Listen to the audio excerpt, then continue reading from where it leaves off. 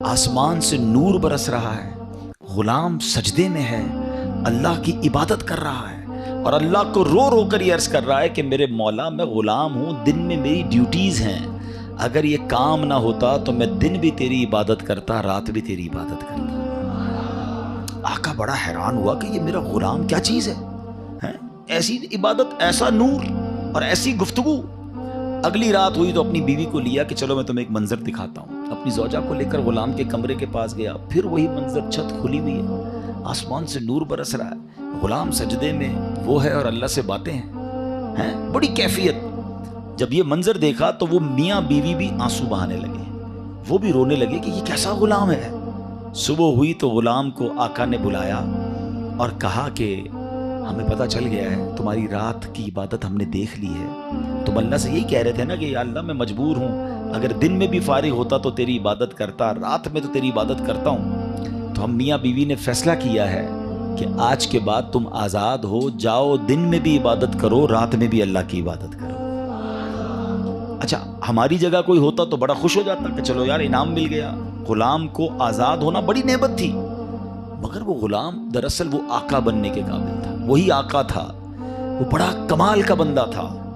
وہ پتہ کیا کہتا ہے، جب آقا نے کہا نا مجھے پتہ چل گیا تم رات کیا کرتے ہو اور اس وجہ سے میں تمہیں آزاد کرتا ہوں، تو وہ غلام اللہ کی بارگاہ میں کہتا ہے یا صاحب السر ان السر قد ظہر، اے راز رکھنے والے مولا، اے صاحب راز، راز تو کھل گیا، ولا ارید حیاتی بعد مشتہرا، اے اللہ میں اب راز کھلنے کے بعد زندہ نہیں رہنا چاہتا۔ اور یہ کہا اور اس کی روح نکل گئی، اس زمین پہ باڈی آتی ہے اور وہ انتقال کر جاتا ہے۔ اے میرے پیارے اسلامی بھائی، اب غور کیجئے، اس واقعے سے بہت سارے لیسن ملیں گے۔ جو میں نے کہا تھا نا کہ نبی پاک کی ایک سنت بیان کرنی ہے، وہ سنت کون سی ہے؟ وہ سنت ہے ذکر الہی۔ میرے آقا خوب اللہ کا ذکر کرتے تھے، کتنا ذکر کرتے تھے، آپ کو میں اندازہ کرواتا ہوں، آپ کو اندازہ ہو جائے گا۔ نبی پاک سونے سے پہلے اللہ کا ذکر، جاگنے کے بعد اللہ کا ذکر، کھانے سے پہلے اللہ کا ذکر، کھانے کے بعد اللہ کا ذکر، پیارے آقا گھر سے نکلتے ہوئے اللہ کا ذکر، گھر میں داخل ہوتے ہوئے اللہ کا ذکر، قدم قدم پر اللہ کا ذکر۔ کیسے؟ یہ سب چیزوں کی دعائیں ہیں نا، کھانے سے پہلے کی دعا، کھانے کے بعد کی دعا، پانی پینے سے پہلے کی دعا، پانی پینے کے بعد کی دعا، آئینہ دیکھنے کی دعا، سرما لگانے کی دعا۔ اس کا مطلب کیا ہے؟ دعا کیا ہے؟ ذکر الہی ہے نا، اللہ سے باتیں کرنا ہے نا۔ نبی پاک قدم قدم پر اللہ کو یاد کرتے، سورج گرہن کی دعا، چاند گرہن کی دعا، بارش برس رہی ہے پھر دعا، بادل گرج رہے ہیں پھر دعا، قدم قدم پر دعائیں، کتنا اللہ کا ذکر کرتے تھے۔ اور آج بتاؤ، پورا دن گزر جاتا ہے، ہم کتنا اللہ کا ذکر کرتے ہیں؟ یہ غلام کتنا اللہ کا ذکر کرتا تھا کہ رات بھر اللہ کی عبادت ہے، اور تمنا کیا ہے؟ مولا دن بھی مل جاتا تو دن بھی تیری عبادت کرتا، دن بھی تجھے یاد کرتا، دن بھی تیرا ذکر کرتا۔ ذکر الہی پر میں انشاءاللہ آگے بات کرتا ہوں، مگر اس واقعے سے ایک اور بڑا کمال کا میسج مل رہا ہے۔ اس غلام کی عبادت لوگوں کو پتہ چل گئی، اس کا راز کھل گیا۔ وہ کہتا ہے مولا اب جینا نہیں ہے، میں تو عبادت تیرے لیے کرتا تھا نا، میں جانتا تھا مالک تو جانتا تھا، اب تو لوگوں کو پتہ چل گیا۔ اب بتائیں ہمارا کیا حال ہے؟ ہم تو عبادت بہت سارے لوگ کرتے ہی اس لیے کہ لوگوں کو پتہ چل جائے، وہ اس لیے کر رہا ہے کہ رب دیکھے اور کوئی نہ دیکھے، اور ہماری اکثریت ان کاموں میں لگی ہوئی ہے کہ دنیا دیکھے میں نے کیا کیا ہے۔ نیکی کر دریا میں ڈال، بچپن میں سنتے تھے، اب نیکی کر سوشل میڈیا پہ ڈال، جو کرنا ہے لوگوں کو بتانا ہے، جو نیکی ہے سب کو بتانا ہے۔ اپنے دل سے پوچھو نا کیوں جی چاہتا ہے کہ میری نیکیاں لوگوں کو پتہ چلیں؟ پتہ ہے اخلاص کی تعریف کیا ہے؟ علماء فرماتے ہیں what is the meaning of اخلاص؟ اخلاص اس کو کہتے ہیں کہ بندہ جس طرح اپنے گناہوں کو چھپاتا ہے اس طرح اپنی نیکیوں کو چھپائے۔ بتائیے نا، ہم اس طرح اپنے گناہ، کوئی ہے جو یہاں یہ چاہتا ہو میرے گناہ سب کو پتہ چل جائیں؟ کوئی بھی نہیں چاہتا، مگر نیکی سب کو پتہ چلنی چاہیے۔ نہیں، کچھ نیکیاں تو ایسی کیجئے نا جو فقط میں جانوں، میرا رب جانے۔ میں نیکی کرنے کے بعد مجھے کیوں خیال آتا ہے کہ یار سامنے والے کو پتا تو چلے میں حاجی ہوں، میں حافظ ہوں، میں نمازی ہوں، میں روزہ دار ہوں، میں نے یہ نیکی کی ہے، میں نے فلاں کام کیا۔ وائے؟ کیوں؟ اگر دل میں تمنا یہ ہے کہ لوگوں کی واہ واہ ملے گی، تو پتہ ہے اس کو ریاکاری کہتے ہیں، اور ریاکاری کو شرک اصغر کہا گیا حدیثوں میں، چھوٹا شرک۔ شرک کس کو کہتے ہیں؟ شرک کے معنی یہ ہے کہ اللہ کی طرح کسی کو عبادت کے لائق سمجھنا، ٹھیک ہے نا، یعنی اللہ کی ذات و صفات میں یا تو کسی کو شریک ماننا یا کسی کو معاذ اللہ کی طرح عبادت کے لائق سمجھنا، یہ شرک ہے، بندہ اسلام سے خارج ہو جائے گا۔ اب اس کو شرک اصغر کیوں کہا گیا؟ کہ بندہ پڑھ تو نماز رہا ہے، رکھ تو روزہ رہا ہے، صدقہ کر رہا ہے، خیرات کر رہا ہے، عبادت اللہ کی کر رہا ہے، مگر دل میں تمنا ہے کہ لوگ راضی ہو جائیں، لوگ خوش ہو جائیں۔ نیت کیا ہے؟ نیت رب کو راضی کرنے کی نہیں، لوگوں کو راضی کرنے کی ہے۔ اب ہم چیک کر لیں کہ کہیں ایسا تو نہیں کہ شیطان ہمارے اندر یہ وبا داخل کر چکا ہے کہ پہلے تو نیکی نہیں کرنے دیتا، لیکن نیکی کر لے تو پھر چھپانے نہیں دیتا، پھر بچانے نہیں دیتا، پھر ایسی باتیں دل میں لاتا ہے کہ اس کو بھی بتا دے، اس کو بھی بتا دے۔ کیوں؟ ہمارا جی کیوں چاہتا ہے ایک ایک نیکی کی تصویر ہم نے لگانی ہے تاکہ لوگ دیکھیں میں نے یہ چندہ دیا، یہ راشن دیا، یہ فلاں کام کیا۔ میں ویسے آپ کے دل کے دروازے پر دستک دیتے ہوئے ایک سوال کرنا چاہتا ہوں کہ ذرا یہ تو چیک کیجئے، یہ میرے لیے بھی سوال ہے، یہ آپ کے لیے بھی ہے، کہ ہماری ایسی کتنی نیکیاں ہیں جو صرف میں جانوں اور میرا رب جانے؟ اپنے آپ سے پوچھئے گا، اکیلے میں پوچھئے گا کہ ایسا کیا میں نے کیا ہے نیکی کا کام جو اور کسی کو نہیں پتا، میں جانوں اور میرا رب جانے۔ آپ کو پتہ ہے پہلے کے زمانے کے کچھ بزرگان دین ایسے ہوتے تھے کہ وہ غریبوں کی مدد کرتے تھے، مگر ان غریبوں کو بھی پتہ نہیں چلتا تھا کون مدد کر رہا ہے۔ بعض اوقات ان بزرگوں کا انتقال ہوتا نا تو لوگ کہتے ہیں یار وہ ہر مہینے مدد آتی تھی، راشن آتا تھا، اب نہیں آ رہا، تو پتہ چلتا تھا کہ وہ فلاں بزرگ کا وصال ہوا ہے، وہ ہر مہینے مدد کرتے تھے، مگر کبھی انہوں نے نہیں بتایا، پتہ لگنے بھی نہیں دیا۔ اور آج ہم کسی کی مدد کریں تو اس پر احسان جتاتے ہیں، بھائی یاد ہے نا میں نے مدد کی تھی، بھول تو نہیں کیا تیرا ساتھ دیا تھا۔ ہر مہینے اگر کسی کی مدد کر رہے ہیں تو ہر مہینے احسان جتا رہے ہیں، ہر مہینے اس پر روب جھاڑ رہے ہیں۔ نہیں میرے پیارے اسلامی بھائی، نیکی کیجئے مگر اللہ کے لیے، کچھ ایسی تلاوت، کچھ ایسے نوافل۔ آپ دیکھیں نا تہجد بندہ کب پڑھتا ہے؟ رات کو پڑھتا ہے، بعض اوقات اکیلے میں پڑھتا ہے، جب کوئی نہیں دیکھ رہا، دنیا سو رہی ہے، آپ تہجد پڑھ رہے۔ کیا کمال کا یہ کام ہے کہ میں جانوں رب جانے، مگر شیطان کو صبر نہیں آتا نا، وہ کہتا ہے اس نے تہجد پڑھ لی ہے تو جنت میں چلا جائے گا، اب اس کی تہجد کیسے خراب کروں؟ تو وہ کیا کرتا ہے؟ وہ دل میں خیال ڈالتا ہے کہ ایسا کرو دوسروں کو بتاؤ۔ وہ کیا کرتا ہے؟ صبح اٹھ کے کوئی نہ کوئی بہانہ چاہیے۔ اب کچھ لوگ پتہ ہے کیا کرتے ہیں؟ یار آج بہت تھکا ہوا۔ خیریت کیوں تھکے ہوئے؟ وہ میں تہجد سے اٹھ جاتا ہوں نا۔ اچھا ماشاءاللہ آپ تہجد بھی پڑھتے ہیں؟ بس اس نے یہ کہنا ہے تو ساڑھے دل وچ ٹھنڈ پہ گئی کہ انہاں نوں ساری تہجد دا پتہ چل گیا۔ پتہ تو چل گیا، ڈیلیٹ بھی ہو گیا بھائی، کیوں پتہ چل گیا؟ کیوں بتانا ہے؟ اللہ کرے یہ بات اس غلام کے اس واقعے سے کیسی بات سیکھنے کو مل رہی ہے۔ مالک کو پتہ چل گیا، حالانکہ اس نے نہیں بتا، ہم تو بتاتے ہیں، اس نے بتایا نہیں تھا، یہ تو چھپ کے کر رہا تھا، مگر پتہ چل گیا تو کہتا ہے مولا اب راز ہی کھل گیا تو اب جینے کا کیا فائدہ ہے۔ ہائے ہائے، غلام تو نہیں کہوں گا، اس آقا کے صدقے اللہ مجھے بھی اخلاص نصیب فرمائے، آپ کو بھی نصیب فرمائے۔ اچھا اب بات کرتے ہیں سنت رسول، ذکر الہی کی۔ ہائے ہائے کیسا کمال کا کام ہے یہ ذکر الہی۔ اللہ کریم کس طرح قرآن مجید میں ہمیں ذکر کرنے کا حکم ارشاد فرماتا ہے، فرمایا یا ایھا الذین آمنوا اذکروا اللہ ذکرا کثیرا۔ آسان ترجمہ قرآن کنز الایمان، اے ایمان والو اللہ کو بہت یاد کرو۔ کتنا؟ نبی پاک علیہ السلام کی حدیث ہے، اللہ کو اتنا یاد کرو، اتنا ذکر کرو کہ لوگ تمہیں دیوانہ کہنے لگے۔ بس اللہ کی یاد کرتے رہا کرو، ذکر الہی کرتے رہا کرو۔ ہے مگر ہمارا حال کیا ہے کہ زبان فضول باتیں تو کرتی ہے مگر اللہ کا ذکر نہیں کرتی ہے۔ ہمارے بزرگ کیسے ذکر کرتے تھے؟ حضرت جنید بغدادی کا نام سنا رضی اللہ تعالیٰ، بہت بڑے اللہ کے ولی۔ آپ کے بارے میں آتا ہے کہ آپ اتنا ذکر الہی کرتے تھے، ایک بار نائی کی دکان پر گئے مونچھیں ترشوانے کے لیے، تو نائی کہتا ہے حضرت تھوڑی دیر خاموش ہو جائیں ورنہ آپ کی ہونٹ پہ کٹ لگ جائے گا، میں مونچھیں کاٹ رہا ہوں آپ ذکر کر رہے ہیں۔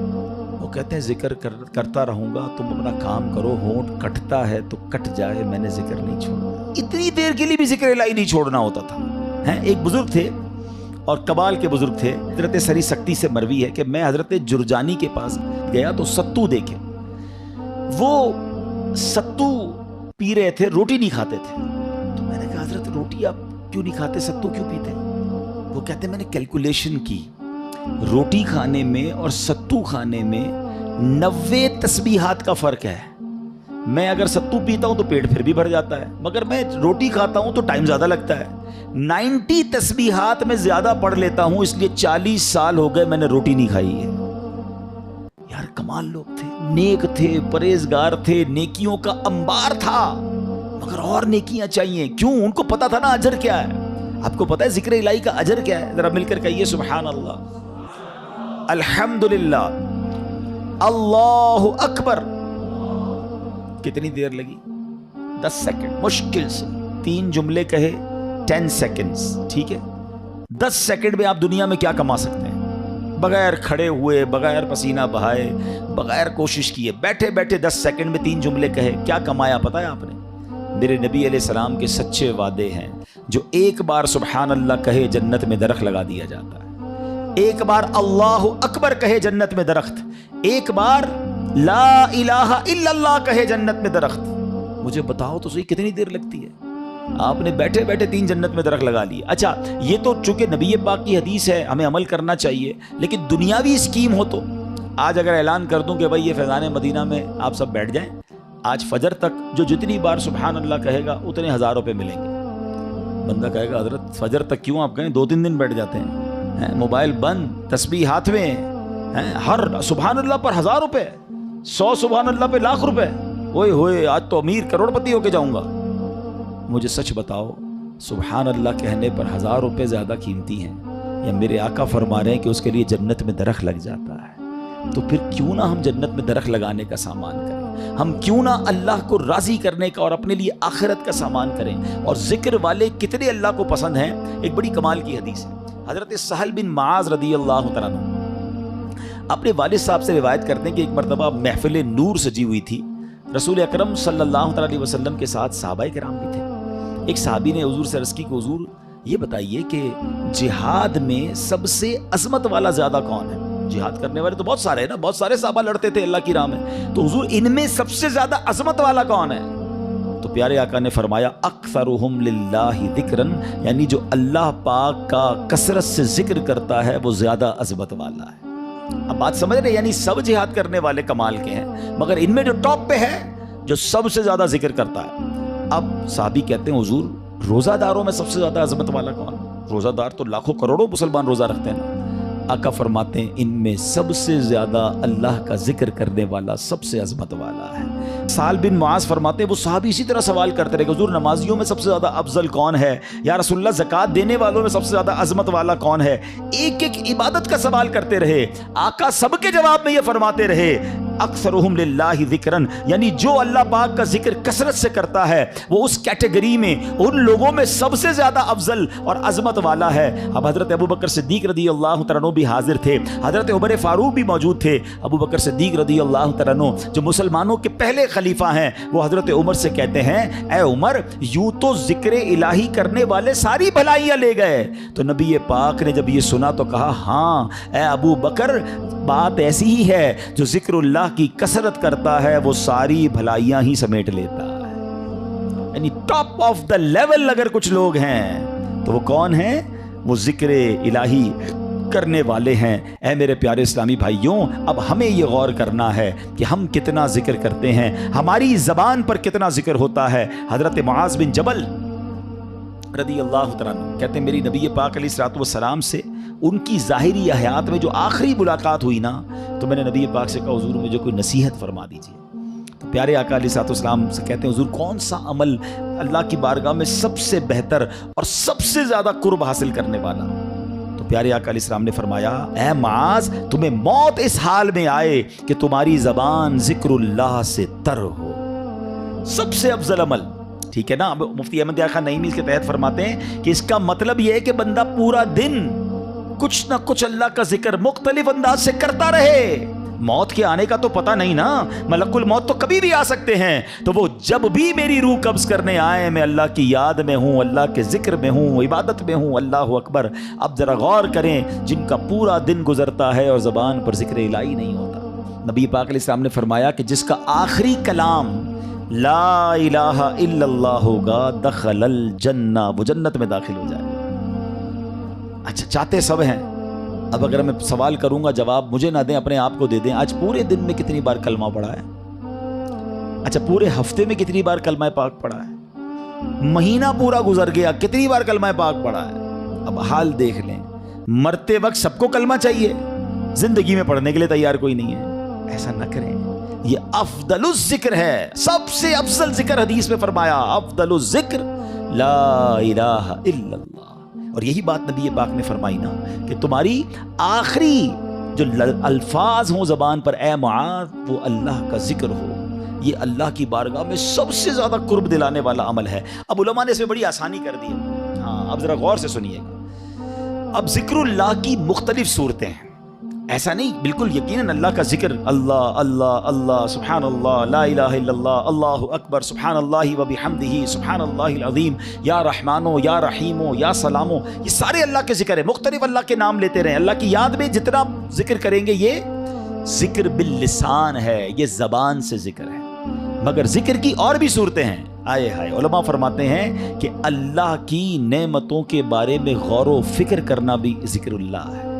بندہ سوچتا رہے کہ اس رب نے کائنات کیسے بنائی ہے، کیسی قدرت والا میرا رب ہے، قدرت کے نظارے دیکھ رہا ہے، مگر نیت یہ ہے کہ اللہ کی کبریائی اور اللہ کی شان و عظمت دل میں بڑھ رہی ہے کہ میرا مالک ایسے عظیم پہاڑ بنانے والا، وہ رب کریم اتنی خوبصورت دنیا بنانے والا ہے، تو وہ خالق و مالک کیسی عظمت والا ہوگا۔ اس نظر سے اگر دنیا کے نظارے دیکھ رہے ہیں تو اللہ اکبر، علماء کہتے ہیں یہ آنکھ کا ذکر ہے۔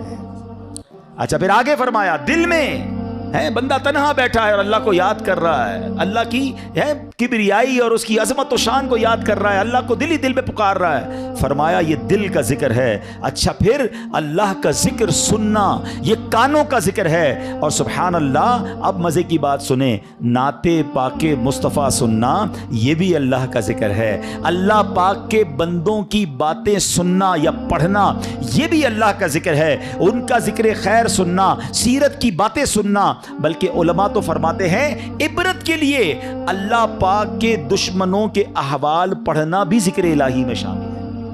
اب یہ بڑی عجیب بات ہے، ہو سکتا ہے کسی کے ذہن میں سوال آئے کہ ٹھیک ہے اللہ کو یاد کرنا، اللہ کا ذکر کرنا یہ تو ذکر الہی ہے، اللہ کے محبوب بندوں کا ذکر اللہ کا ذکر کیسے ہو گیا ہے؟ اللہ کے نبی علیہ السلام کا ذکر اللہ کا ذکر، بلکہ دشمنوں کے احوال پڑھنا یہ اللہ کا ذکر کیسے ہوا؟ مفتی احمد یار خان نعیمی رحمۃ اللہ تعالی علیہ نے بڑی پیاری بات بتائی، فرماتے ہیں ایک ذکر ہوتا ہے بالواسطہ اور ایک ہوتا ہے بلا واسطہ۔ بلا واسطہ کیا ہے کہ اللہ ہی کا نام لے رہے ہیں، اللہ ہی کا ذکر کر رہے ہیں، اللہ ہی کو یاد کر رہے ہیں، یہ تو براہ راست اللہ کا ذکر ہو گیا نا، بلا واسطہ، نو واسطہ، کوئی بیچ میں واسطہ نہیں ہے۔ مگر بال واسطہ ذکر الہی کیا ہے کہ اس کے محبوبوں کی محبت کا چرچا کرنا، اس کے دشمنوں کی برائی کا ذکر کرنا، اور وہ کیسے لاجیکلی اب سمجھایا مفتی صاحب نے۔ اب میں آپ سب سے ایک سوال کرتا ہوں، قرآن پاک اللہ کا ذکر ہے کہ نہیں ہے؟ بتائیے، کلام اللہ ہے نا، پورا قرآن ذکر۔ کوئی قرآن پڑھ رہا ہے تو آپ یہ تو نہیں کہیں گے معاذ اللہ غلط کام کر رہا ہے، وہ ذکر الہی کر رہا ہے، ہر لمحہ عبادت کر رہا ہے۔ تو اب قرآن میں کہیں تو اللہ کا نام ہے، کہیں تو اللہ کی کبریائی ہے، کہیں تو اللہ کی قدرت کے نظارے ہیں۔ ان اللہ علی کل شیء قدیر کا ذکر ہے، فبأی آلاء ربکما تکذبان کے ذریعے رب کی شان بیان ہو رہی ہے، اور ہمیں کہا جا رہا ہے کہ کون کون سی نعمتوں کو جھٹلاؤ گے۔ جب جب پڑھتے ہیں اللہ سے محبت بڑھتی ہے۔ مگر اسی قرآن میں نبی پاک کا بھی تو ذکر ہے نا، رحمت للعالمین بھی کہا ہے، نبی پاک کو خاتم النبیین بھی فرمایا گیا، کہیں یاسین، کہیں طٰہٰ، کہیں مزمل، کہیں مدثر، کہیں والضحیٰ، کہیں واللیل اذا سجا۔ ارے کوئی قرآن پڑھ رہا ہے اور محبوب کے پاک کا ذکر بھی کر رہا ہے، مگر دراصل وہ ذکر الہی کر رہا ہے۔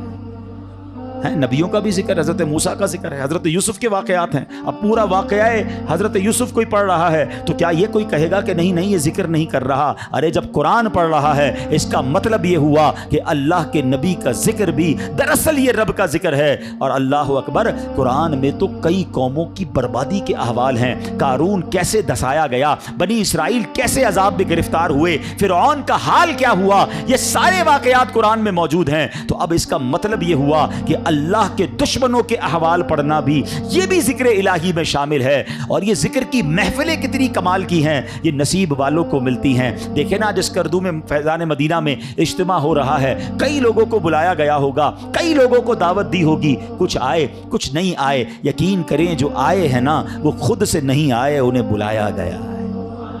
ہاں میری اور آپ کی اوقات نہیں کہ میں کہوں میں آج اجتماع میں آیا، میں مسجد میں آیا. چلے مجھے بتائیں مسجد کس کا گھر ہے؟ ذرا ساتھ جواب بھی دو نا، مسجد کس کا گھر ہے؟ آپ کے گھر میں کوئی بغیر اجازت آ سکتا ہے؟ آپ کا دروازہ کھٹکھٹائے کہ حضرت آج میں آپ کے گھر میں رہوں گا. آپ کون ہے بھائی؟ میں نہیں جانتا، میرے گھر میں کیسے آئیں گے؟ اجنبی ہیں. آپ کے گھر میں کون آتا ہے؟ جس کو آپ بلاتے ہیں. اللہ کے گھر میں بغیر بلائے کیسے کوئی آ سکتا ہے؟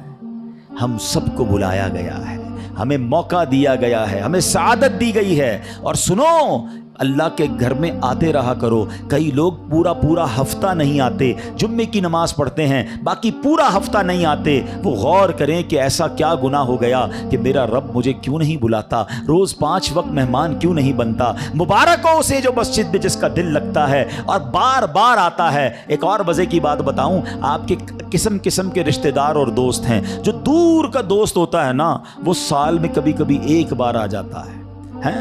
جو بہت قریب کے رشتہ دار ہوں، جو بالکل تھوڑا سا فاصلہ ہو، لیکن وہ کبھی کبھی مہینے میں ایک بار آتے ہیں. جو اس سے قریب ہو وہ ہفتے میں ایک بار آتے ہیں. اور گھر والا تو روز گھر میں آتا ہے نا. اب اللہ کے گھر میں جو روز آ رہا ہے، سبحان اللہ، اس پر کتنی رحمتیں ہو رہی ہیں. اور جو کبھی عید کی نماز میں آتا ہے، کبھی 2-4 مہینے بعد اسے اللہ کا گھر یاد آتا ہے. سوچو کتنا ڈسٹنس ہو گیا ہے، کتنی دوری ہو گئی ہے. یہ رحمان کا گھر ہے، اس میں آتے رہا کریں، بیٹھا کریں، وقت بتایا کریں. اور سبحان اللہ، آپ کے گھر میں کوئی مہمان آئے، آپ کیا چاہتے ہیں؟ خوش ہو کر جائے نا. کھانا اچھا بناتے ہیں، اس کی آرام کا خیال رکھتے ہیں. جب مہمان آئے اسے خوش کر کے بھیجتے ہیں. بتاؤ نا، کریم کے در پر کوئی مہمان آئے گا وہ اسے راضی نہیں کرے گا؟ اللہ کے مہمان بنو، پھر دیکھو رب کیسی عطائیں فرماتا ہے. پرابلم یہ کہ مسجد میں ایک تو آتے ہیں دل نہیں لگتا، آتے ہیں تو بھاگنے کا جی چاہتا ہے. بیٹھا کریں. اور اب میں آپ کو بتاتا ہوں کہ جو ذکر اللہ کی محفل ہے نا، ابھی ذکر کی محفل ہو رہی ہے نا، اللہ کے پیاروں کا ذکر ہو رہا ہے، اللہ کے ذکر کی باتیں، قرآن کی باتیں، یہ بڑی کمال کی محفل ہے. ایک بڑی پیاری حدیث سناتا ہوں. حدیث پاک کا خلاصہ ہے، میرے آقا علیہ الصلوۃ والسلام فرماتے ہیں کہ اللہ تعالیٰ کے کچھ فرشتے ہیں کہ جو زمین کی سیر کرتے ہیں، ان کی ڈیوٹیز ہیں. کچھ فرشتوں کی ڈیوٹی یہ ہے کہ جہاں ذکر الہی ہوتا ہے نا، اس محفل کو اپنے پروں سے ڈھانپ لیتے ہیں. اب کیا ہوا، وہ فرشتے جب اجتماع سے فارغ ہوتے ہیں، اللہ کی بارگاہ میں جاتے ہیں. اللہ کو سب معلوم ہے کہاں سے آ رہے ہیں. اللہ فرماتا ہے فرشتوں کہاں سے آ رہے ہو؟ کہتے ہیں یا اللہ ایک جگہ بندے جمع ہیں تیرا ذکر کر رہے ہیں. اللہ فرماتا ہے فرشتوں یہ بتاؤ انہوں نے مجھے دیکھا ہے جو میرا ذکر کرتے ہیں؟ کہ یا اللہ تجھے نہیں دیکھا. ارشاد ہوتا ہے فرشتوں بتاؤ کیا مانگ رہے ہیں؟ کہتے ہیں یا اللہ جنت مانگ رہے ہیں. ارشاد ہوتا ہے جنت دیکھی ہے؟ یا اللہ دیکھی نہیں. اچھا دیکھ لیتے تو کیا کرتے؟ اے رب جنت دیکھ لیتے، شوق سے مانگتے. ارشاد ہوتا ہے یہ بتاؤ کس چیز سے پناہ مانگ رہے تھے؟ عرض کرتے مولا جہنم سے پناہ مانگ رہے تھے. ارشاد ہوگا جہنم دیکھی ہے؟ کہیں گے نہیں یا اللہ جہنم دیکھی نہیں انہوں نے. اچھا بتاؤ دیکھ لیتے تو کیا کرتے؟ ارشاد ہوتا عرض کرتے مولا اگر وہ جہنم دیکھ لیتے تڑپتے، جہنم سے پناہ مانگتے. ارشاد باری ہوتا ہے اے فرشتوں گواہ ہو جاؤ، جن بندوں نے مجھے دیکھا نہیں پھر بھی مجھے یاد کر رہے ہیں، جنت دیکھی نہیں جنت مانگ رہے ہیں، جہنم دیکھی نہیں جہنم سے پناہ مانگ رہے ہیں، اے فرشتوں گواہ ہو جاؤ میں نے ان سب کی مغفرت فرما دی.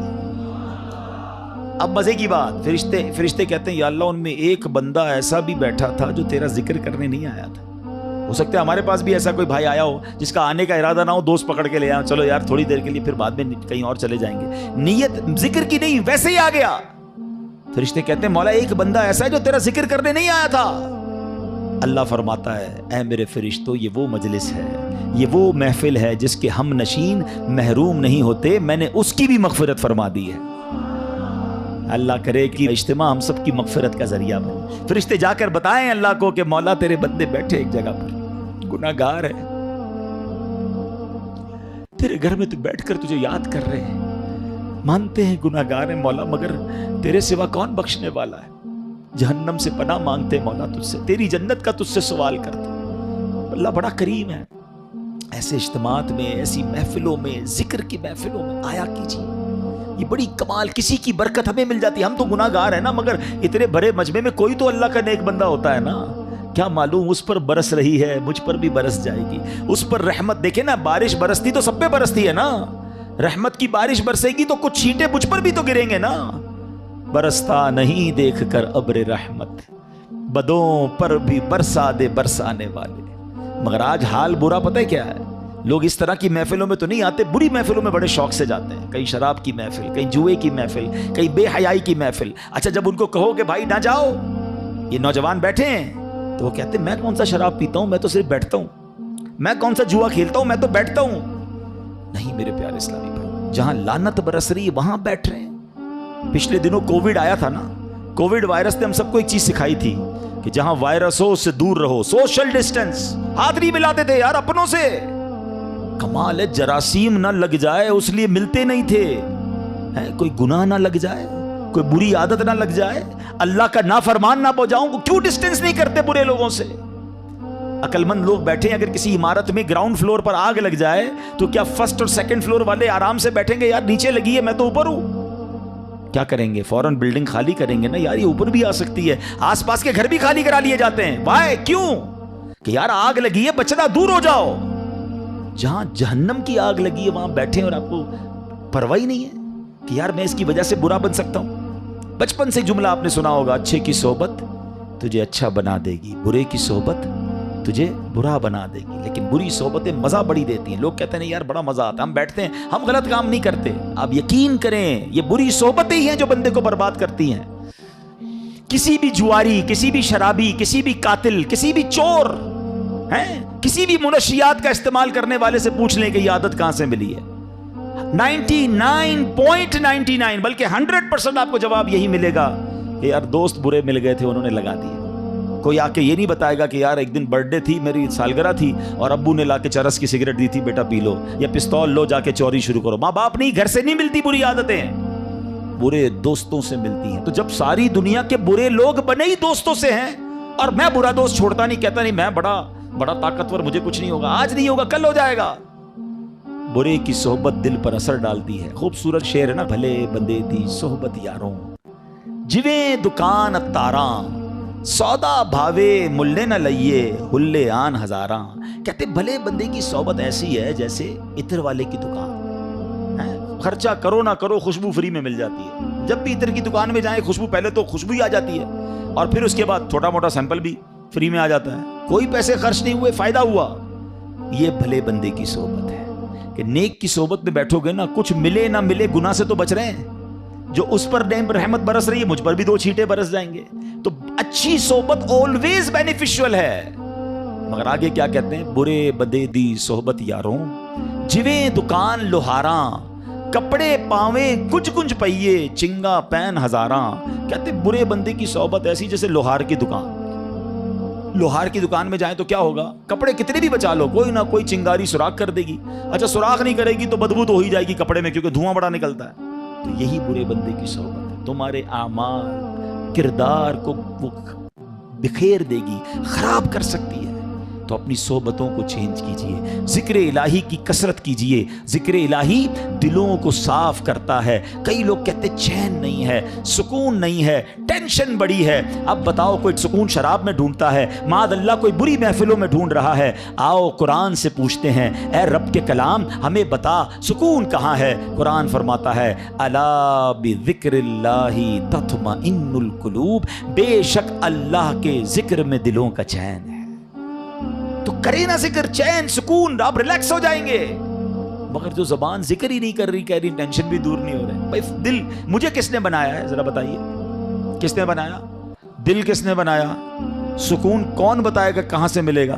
جس نے بنایا وہ بتائے گا نا. اللہ فرما رہا ہے دلوں کا چین میرے ذکر میں ہے, اور ہم سکون کہیں اور ڈھونڈ رہے ہیں. ارے جب رب نے بتا دیا تو ذکر کر لو, سکون مل جائے گا. اور یہ جو نبی پاک نے حضرت معاذ سے فرمایا کہ معاذ تمہیں موت اس حال میں آئے کہ تم اللہ کی ذکر سے تمہارا زبان تر ہو, تم حالت ذکر میں ہو. اب علماء نے بڑا پیارا طریقہ بتایا. جو 5 وقت کا نمازی ہوتا ہے نا, وہ نماز کے لیے تیاری کر رہا ہوتا ہے, وضو کر رہا ہوتا ہے, نماز کے لیے جا رہا ہوتا ہے, نماز پڑھتا ہے, نماز سے آ رہا ہوتا ہے. تو 5 ٹائم تو اس کا دن کا اچھا خاصا حصہ نماز کی تیاری, نماز سے واپسی, نماز پڑھنے میں گزر گیا ہے. اب ظہر سے عصر اور عشاء سے فجر, یہ بڑا گیپ ہے نا. اب اس گیپ کو کیسے کور کرنا ہے؟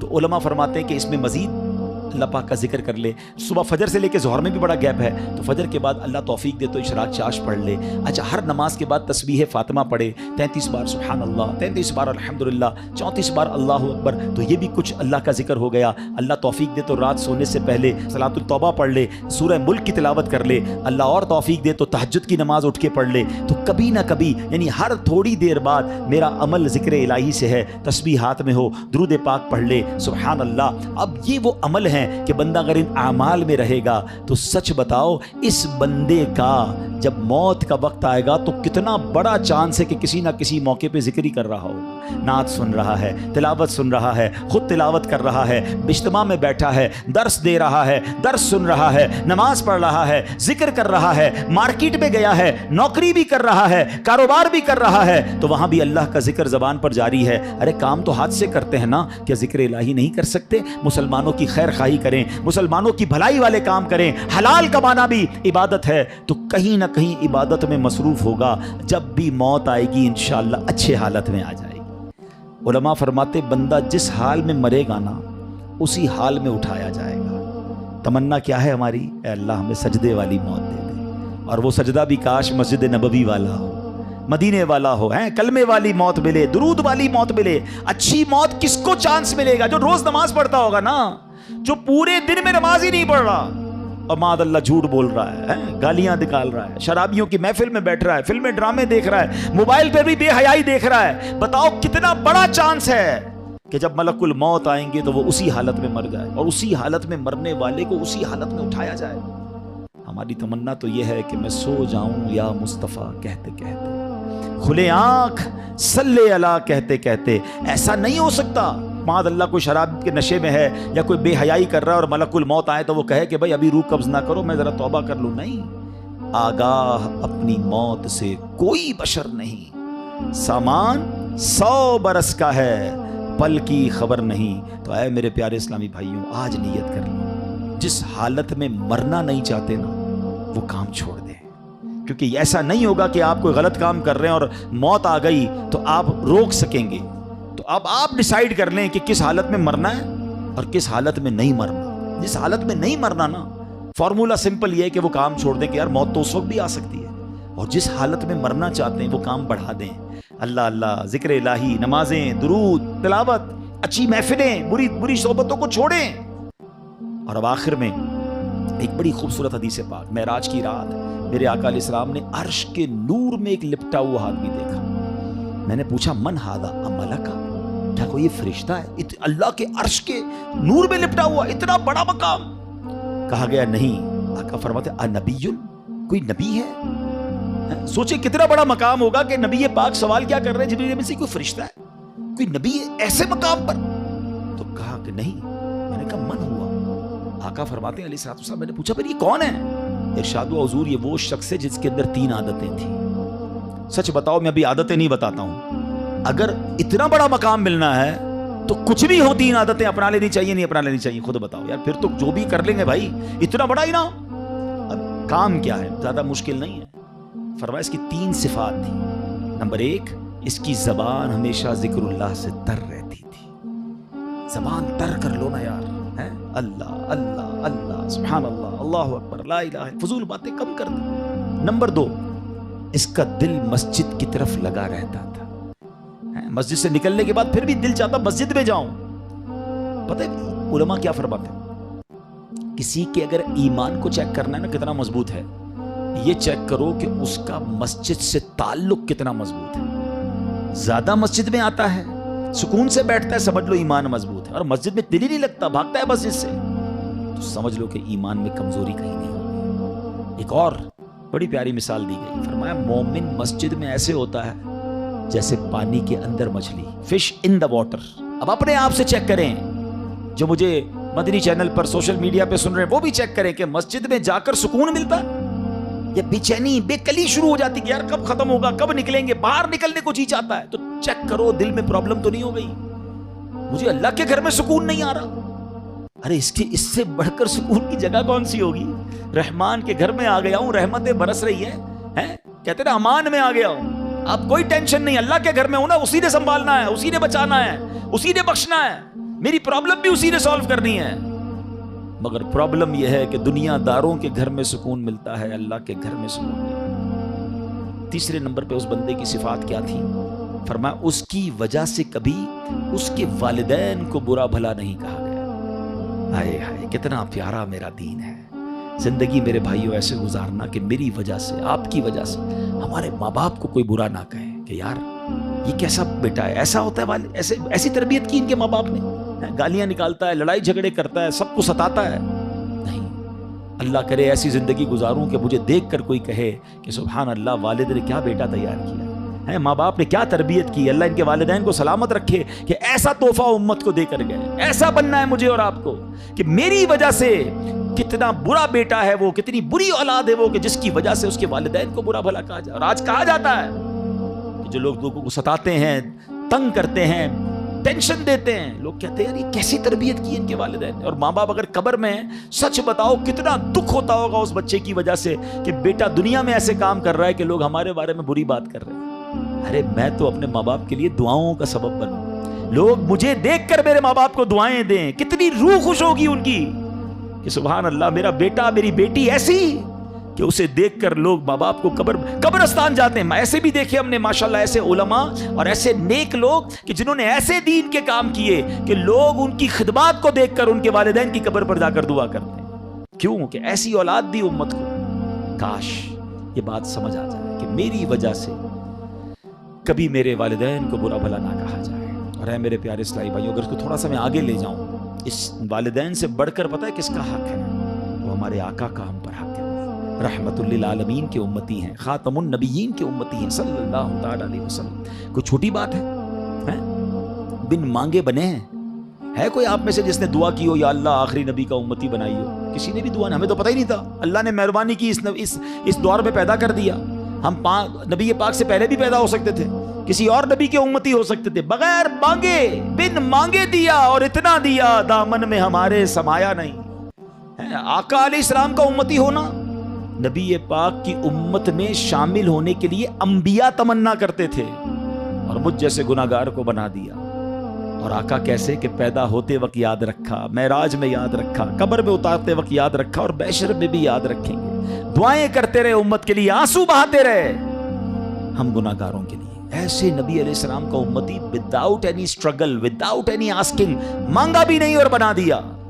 تو یار کوئی تو ذمہ داری بنتی ہے، کوئی تو شکرانہ بنتا ہے کہ یا اللہ اتنی بڑی مہربانی کی، اب میں ایسا امتی بن کر دکھاؤں گا کہ مجھے دیکھ کر کوئی کہے کہ امتی ایسا ہے تو آقا کیسے ہو۔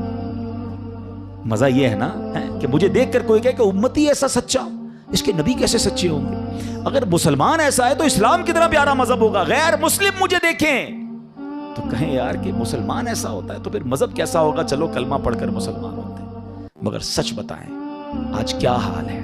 آج مسلمان کو دیکھ کر لوگ اسلام کو برا بھلا کہہ رہے ہیں۔ تو آج ہم نے سنا نا کہ نور میں لپٹے ہوئے شخص میں جو وصف تھا وہ یہ تھا کہ اس کی وجہ سے دنیا میں اس کے ماں باپ کو برا نہیں کہا جاتا تھا۔ بتاؤ اس مسلمان کا کیا حال ہوگا جس کی وجہ سے اسلام کو برا بھلا کہا جا رہا ہے، جس کی وجہ سے معاذ اللہ لوگ نبی پاک علیہ السلام کے بارے میں بات کرتے ہیں۔ ارے میرا کردار ایسا ہو کہ میرا دشمن بھی دیکھ کر کہے کہ یار امتی ایسا ہے تو آقا کیسے ہو۔ آؤ نا یہ نیت کرتے ہیں کہ یار اب زندگی ایسی گزاروں گا کہ انشاءاللہ میری ذات سے اسلام کا نام روشن ہو، میری ذات سے انشاءاللہ اسلام کا نام برباد نہیں ہوگا۔ اور بالکل اسی طرح یہ وطن بھی اللہ نے بڑی نعمت دی ہے، یہ بھی نیت کر لو کہ میری وجہ سے میرے وطن کا نام بھی خراب نہیں ہو۔ بڑی تکلیف ہوتی ہے یار جب لوگ پاکستان کے خلاف بات کرتے ہیں۔ ہم نے دیکھا ہے، بیرون ملک جاتا ہوں اور وہاں جا کر جب بتاتے ہیں نا کہ فراڈ کے کاموں میں، چیٹنگ کے کاموں میں، منشیات کے کاموں میں، دھوکے کے اور بہت سارے کاموں میں پاکستانی ملوث ہیں، پکڑے جاتے ہیں، جیل میں جاتے ہیں، ان کی وجہ سے ویزا مشکل ہو جاتے ہیں، ان کی وجہ سے دنیا بھر کے پاکستانیوں کو پرابلم آتی ہے، کسی ویزا پہ جاتے ہیں وہاں جا کے بھیک مانگتے ہیں۔ بڑی تکلیف ہوتی ہے یار کہ یار ہمارے وطن کے چند لوگوں کی وجہ سے پورا وطن بدنام ہو گیا۔ اور پاکستان میں بھی یہی حال ہے، لوگ ملاوٹ کرتے ہیں، لوگ جھوٹ بولتے ہیں، ڈر لگتا ہے مسلمان کو امانت دیتے میں، ڈر لگتا ہے کہ پتہ نہیں واپس دے گا کہ نہیں، ادھار مال دوں گا پیسے آئیں گے کہ نہیں آئیں گے۔ تف نہیں ہے یار، اس نبی کا امتی ہوں کہ جس کو کفار بھی امین اور صادق کہتے تھے، صادق اور امین آقا کا امتی ہو کر امانت دار نہیں ہے، لوگ ڈرتے ہیں ہم سے کام کرنے۔ کیسا امتی ہوں؟ منہ نہیں دکھانا نبی پاک کو قیامت کے دن۔ ارے ایسے بنو نا کہ لوگ کہیں کہ یار اس کی زبان ختم، اس نے کہہ دیا فنش، یہ نبی پاک کا سچا امتی ہے۔ کیا یہ میری اور آپ کی ذمہ داری نہیں بنتی ہے؟ آج ہمارے وطن کی پروڈکٹ لوگ نہیں خریدتے، بلکہ ہم خود اپنے وطن کی یا مسلمان ملک کی دوائی لینے میں ڈر رہے ہوتے ہیں کہ یار پتہ نہیں ملاوٹ نہ ہو، باہر سے منگوا لو۔ یہ اتنا بڑا چانٹا ہے ہمارے منہ پر کہ مسلمان تو ایسا نہیں تھا، اسلام تو یہ نہیں تھا۔ میرے آقا نے تو کیا فرمایا، من غش فلیس منا، جو دھوکہ دے وہ ہم میں سے نہیں۔ اور آج ایسا لگتا ہے ہر بندہ ریڈی بیٹھا ہے دھوکہ کے لیے، ٹھیلے والے سے لے کر، رکشے والے سے لے کر، ہوٹل والے سے لے کر، ریسٹورنٹ والے سے لے کر، جس کو جب موقع ملا دھوکہ دینا ہے۔ کیا کر رہے ہو یار؟ تھوڑے پیسے، پیسوں کا کیا کرو گے جو حرام سے آئیں گے؟ تکلیف کتنی ملتی ہے اس مسلمان کو جس کو دھوکہ ملتا ہے، اور اللہ کتنا ناراض ہوتا ہے۔ اللہ کرے کہ دل میں اتر جائے میری بات۔ آئیے، کیوں کہ نبی پاک سے انشاءاللہ بروز قیامت ملاقات ہونی ہے انشاءاللہ۔ تمنا ہے نا، ملنا ہے نا، تو ملیں گے تو کچھ تو ہو دکھانے کے لیے۔ یا رسول اللہ میں بھی اپنے حصے کا چراغ جلا کر آیا صلی اللہ علیہ وسلم۔ اللہ کرے دل میں اتر جائے میری بات۔ ایسی پیاری باتیں دعوت اسلامی کے ماحول میں سکھائی جاتی ہیں۔ ہمارا اس طرح کے مزید بیان سننے کے لیے اجتماع میں آیا کریں، مدری چینل دیکھا کریں، دعوت اسلامی کا ساتھ دیں۔ ہم یہاں بھی چاہتے ہیں کہ بچوں کی تربیت ہو، آنے والی نسلیں نیک بنے۔ آپ کے سب سامنے کہ کس طرح برائیاں بڑھ رہی ہیں۔ اگر برائیوں کو ختم کرنا ہے، نیکی کی دعوت کو عام کرنا ہے، تو دعوت اسلامی کا ساتھ دیں۔ اللہ مجھے اور آپ کو اپنی دعوت اسلامی کا بھرپور ساتھ دینے کی توفیق عطا فرمائے، آمین بجاہ النبی الامین صلی اللہ تعالی علیہ وسلم۔ صلو علی الحبیب۔ الحمدللہ رب العالمین، والصلاة والسلام علی خاتم النبیین۔ اللہم ربنا آتنا فی الدنیا حسنۃ وفی الآخرۃ حسنۃ وقنا عذاب النار، وقنا عذاب القبر، وقنا عذاب الحشر، وقنا حساب المیزان۔ اللہم اعنی علی ذکرک وشکرک وحسن عبادتک۔ اے رب کریم، ہم سب کا جمع ہونا اپنی بارگاہ میں قبول فرما، ہم سب کے تمام صغیرہ کبیرہ گناہوں کو معاف فرما، ہماری، ہمارے ماں باپ کی، نبی پاک علیہ السلام کی ساری امت کی بخشش فرما۔ اے اللہ ہمیں نیک بنا دے، پرہیزگار بنا دے، والدین کا فرما بردار اور سچا عاشق رسول بنا دے۔ اے کریم، اے کریم، تیرے خزانوں میں کمی نہیں، ہماری دنیا بھی اچھی کر دے، ہماری آخرت بھی اچھی کر دے۔ اے اللہ، اے کریم مولا، ہم آج اس اجتماع میں آئے ہیں، ہمارے دلوں کو بدل دے، ہمیں نیکی کا جذبہ عطا فرما، ہمیں ذکر الہی کرنے والی، تیرا ذکر کرنے والی زبان عطا فرما، درود پڑھنے والی زبان عطا فرما، فضول باتوں سے ہماری جان چھڑا دے، بری صحبتوں سے ہماری جان چھڑا دے، ہمیں اچھی اور نیک صحبتیں عطا فرما۔ اے اللہ ہماری، ہمارے ماں باپ کی، پیارے آقا علیہ الصلوۃ والسلام کی ساری امت کی بخشش فرما۔ اے اللہ جتنے بیمار ہیں انہیں شفا عطا فرما، قرض داروں کے قرضے اتر جائیں، بے اولادوں کو نیک اور صالح اولاد عطا فرما۔ اے اللہ روٹھوں کو منا دے، بچھڑوں کو ملا دے۔ اے کریم، جتنے ہاتھ اٹھے ہیں تو سب کے نام بھی جانتا ہے، کام بھی جانتا ہے، سب کی بگڑی بنا دے۔ اے اللہ، اے اللہ ہمیں جلدی جلدی مکہ مدینے کی بادب حاضری نصیب فرما، جو مشکلیں ہیں، جو پریشانیاں ہیں، اپنے کرم سے دور فرما۔ ربنا تقبل منا انک انت السمیع العلیم وتب علینا یا مولانا انک انت التواب الرحیم، ببرکۃ ان اللہ وملائکتہ یصلون علی النبی یا ایھا الذین آمنوا صلوا علیہ وسلموا تسلیما۔ صلی اللہ علی النبی الامی وآلہ صلی اللہ علیہ وسلم، صلاۃ و سلاما علیک یا سیدی یا رسول اللہ۔ جب دم واپسی ہو یا اللہ، سامنے ہو روضہ رسول اللہ، اور لب پہ ہو لا الہ الا اللہ محمد الرسول اللہ۔